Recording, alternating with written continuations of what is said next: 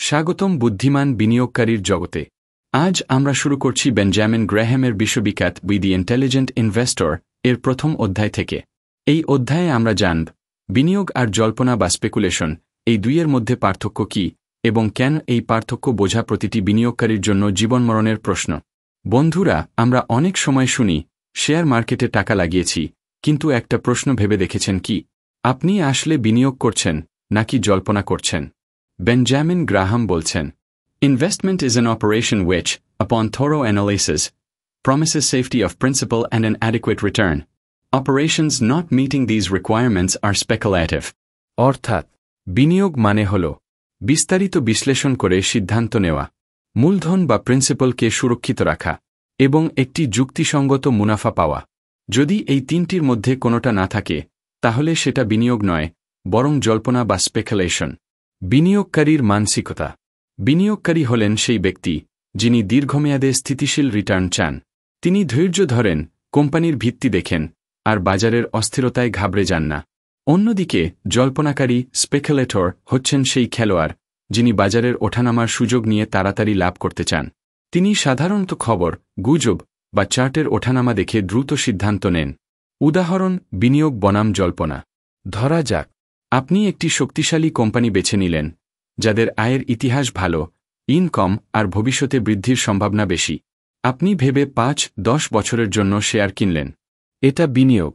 আরেকজন বাজারে শোনা গেল কাল এই শেয়ারটা বাড়বে, তিনি ভেবে দেখলেন না কোম্পানির অবস্থা, শুধু কালকের প্রাইস মুভমেন্ট দেখে কিনলেন। এটা জল্পনা। গ্রাহামের সতর্কবার্তা। গ্রাহাম স্পষ্ট করে বলছেন, জল্পনা করা দোষের নয়, কিন্তু সমস্যা হল যখন আপনি জল্পনাকে বিনিয়োগ ভেবে বসেন। অর্থাৎ অনেকেই ভাবে আমি বিনিয়োগ করছি, অথচ তিনি আসলে বাজারের ছোট ওঠানামা ধরে দৌড়ঝাঁপ করছেন। এতে সবচেয়ে বড় ক্ষতি হয়, অযথা ঝুঁকি বেড়ে যায়, মানসিক চাপ বাড়ে, আর মূলধন হারানোর সম্ভাবনা বেশি থাকে। প্রথম অধ্যায়ের মূল শিক্ষা। বেঞ্জামিন গ্রাহাম আমাদের শিখিয়েছেন, বিনিয়োগ আর জল্পনার মধ্যে সীমারেখা পরিষ্কার রাখুন। বিশ্লেষণ ছাড়া কখনো বিনিয়োগ করবেন না। মূলধন রক্ষা করা সবার আগে। যুক্তিসঙ্গত লাভকে লক্ষ্য করুন, অযথা দ্রুত ধনী হওয়ার লোভে পড়বেন না। এটাই ছিল দি ইন্টেলিজেন্ট ইনভেস্টর বইয়ের প্রথম অধ্যায়, ইনভেস্টমেন্ট ভার্সেস স্পেকুলেশন। মনে রাখবেন, বুদ্ধিমান বিনিয়োগকারী কখনো জল্পনার ফাঁদে পড়েন না। আগামী অধ্যায়ে আমরা জানব বিনিয়োগকারীর ধরন নিয়ে। সাথে থাকুন, শোনাতে থাকুন, আর ধীরে ধীরে তৈরি হন একজন সত্যিকারের ইন্টেলিজেন্ট ইনভেস্টর। স্বাগতম আবারও দি ইন্টেলিজেন্ট ইনভেস্টর সিরিজে। প্রথম অধ্যায়ে আমরা শিখেছি বিনিয়োগ আর জল্পনার পার্থক্য। এবার দ্বিতীয় অধ্যায়ে আমরা জানব বিনিয়োগকারীর দুই ধরন। বেঞ্জামিন গ্রাহাম বলছেন, প্রতিটি বিনিয়োগকারী মূলত দুই শ্রেণীর মধ্যে পড়ে, একজন প্রতিরক্ষামূলক বা ডিফেন্সিভ, আরেকজন উদ্যোগী বা এন্টারপ্রাইজিং। বন্ধুরা, আমরা সবাই বিনিয়োগ করি ভিন্ন ভিন্ন মানসিকতা ও ক্ষমতা নিয়ে। কেউ ঝুঁকি নিতে ভয় পায়, কেউ আবার সুযোগ দেখলেই ঝাঁপিয়ে পড়ে। গ্রাহাম তাই বিনিয়োগকারীদের দুই ভাগে ভাগ করেছেন। ১. প্রতিরক্ষামূলক বিনিয়োগকারী, ডিফেন্সিভ ইনভেস্টর। প্রতিরক্ষামূলক বিনিয়োগকারী আসলে খুব বেশি ঝুঁকি নিতে চান না। তার মূল লক্ষ্য মূলধন সুরক্ষিত রাখা, অল্প কিন্তু স্থিতিশীল রিটার্ন পাওয়া, আর বিনিয়োগে যত কম সময় ও শ্রম দিতে হয় তত ভালো। এরা সাধারণত নিরাপদ বন্ড, বড় প্রতিষ্ঠিত কোম্পানির শেয়ার অথবা ইন্ডেক্স ফান্ড বেছে নেন। তাদের কৌশল হল ধীরে ধীরে এগোনো। হয়তো রাতারাতি কোটি টাকা আসবে না, কিন্তু দীর্ঘমেয়াদে শান্তিপূর্ণ ও নিশ্চিত বৃদ্ধি পাবেন। ২. উদ্যোগী বিনিয়োগকারী, এন্টারপ্রাইজিং ইনভেস্টর। অন্যদিকে উদ্যোগী বিনিয়োগকারী একটু অ্যাক্টিভ ধরনের মানুষ। তারা চান বাজারকে ভালোভাবে বুঝে অতিরিক্ত মুনাফা করতে। তাদের বৈশিষ্ট্য: ধৈর্য সহকারে গবেষণা করেন, ছোট কিন্তু সম্ভাবনাময় কোম্পানি খুঁজে বের করেন, বাজারের অদেখা সুযোগগুলো কাজে লাগান। এরা জানেন যে ঝুঁকি থাকবে, সময় ও পরিশ্রমও লাগবে, কিন্তু সঠিকভাবে করলে রিটার্ন ডিফেন্সিভ বিনিয়োগকারীর চেয়ে অনেক বেশি হতে পারে।